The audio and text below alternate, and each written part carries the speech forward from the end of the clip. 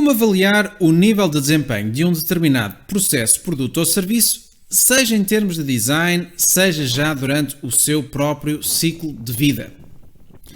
De entre os indicadores possíveis para o efeito, seja pelo CPK, PP, nível Sigma, sabe-se que qualquer um deles necessita, em primeiro lugar, de uma estimativa do próprio desvio padrão.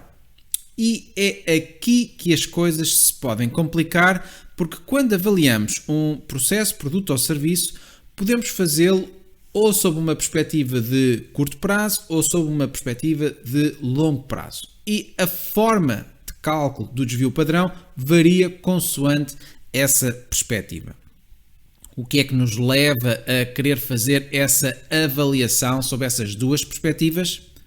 A razão é simples. Enquanto a primeira traduz o potencial máximo de desempenho que se pode esperar, sem recorrer a nova tecnologia ou elevados investimentos, a segunda refere-se à verdadeira experiência sentida pelo cliente. Então, como operacionalizar tudo isto? Comecemos por definir um pouco melhor os próprios conceitos de curto e de longo prazo, isto é, quão curto é curto e quão longo é longo.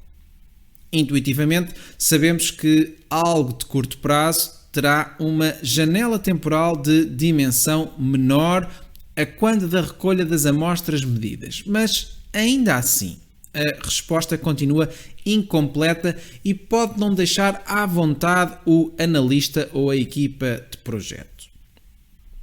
Pois, e na expectativa de que a intuição seja suficiente, costumamos apoiar nos especialistas, na experiência e na própria dinâmica do negócio. Mas talvez possamos adicionar aqui algo mais concreto a esta análise. Imagine-se que se recolhem amostras ao longo do tempo constituídas por 5 elementos cada, ou seja, 5 medições por amostra.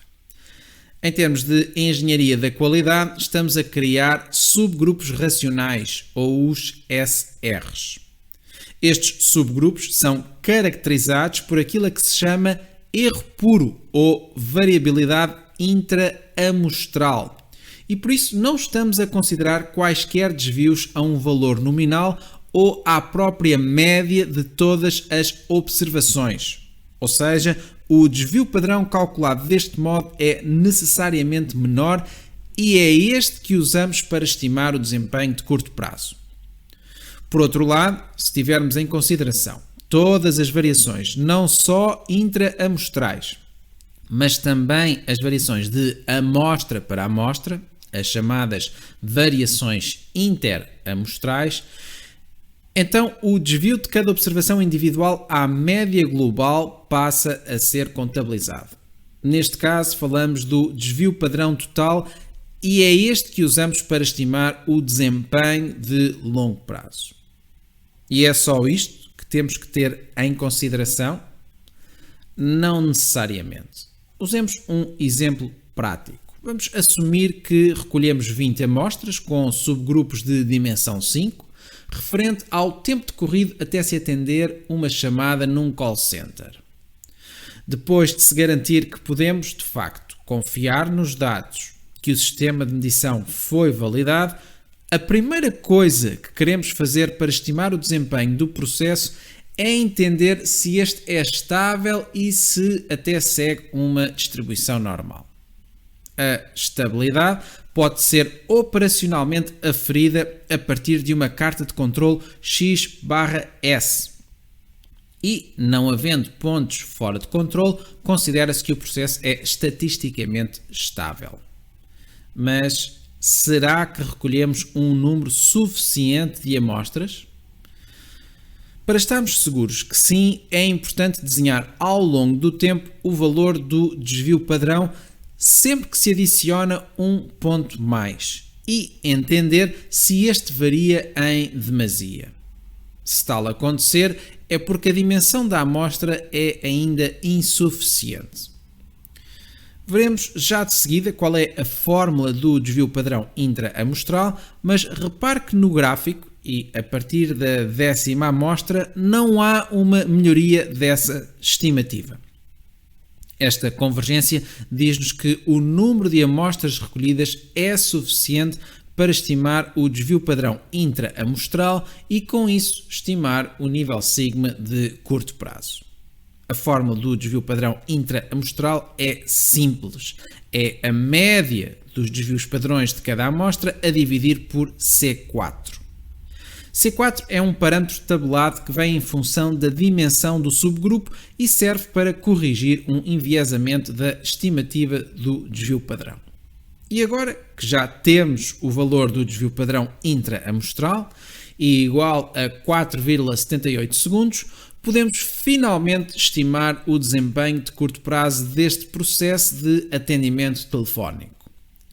Se, por hipótese, o limite de especificação superior até ao atendimento for 20 segundos e o valor nominal de 10 segundos, o cálculo do nível sigma de curto prazo passa a ser trivial, isto é, obtemos um Z short term de 2,1, porque este é o número de vezes que o desvio padrão do processo cabe entre a nominal e a tolerância.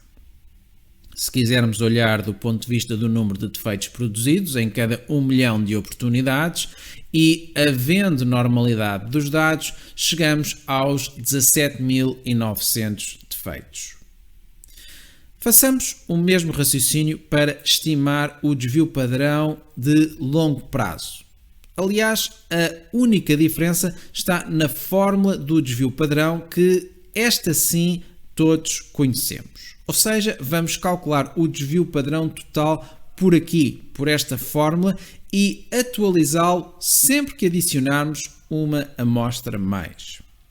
Mas, ao contrário da primeira vez, vemos que a linha cinzenta não está a convergir e por isso não conseguimos estimar corretamente o nível sigma de longo prazo, porque este depende da boa estimativa da média do processo, aqui dado pela letra μ, e claro, do próprio desvio padrão. Qualquer estimativa sobre o valor Z ou número de defeitos produzidos nestas condições iria simplesmente sobreestimar a verdadeira capabilidade de longo prazo do processo. Será, por isso, preciso continuar a recolher mais amostras até que a linha convirja para um declive próximo de zero. Em conclusão, aferir o nível de desempenho é traduzir o nível de satisfação do cliente, é entender em que patamar o negócio se situa e penso que, seguindo estes princípios, iremos prevenir um menor ruído na comunicação com o cliente, um maior alinhamento das expectativas e uma melhor caracterização do próprio negócio. Espero que o praticante de projetos de melhoria contínua, mais especificamente o Black Belt, possa tirar daqui algum partido.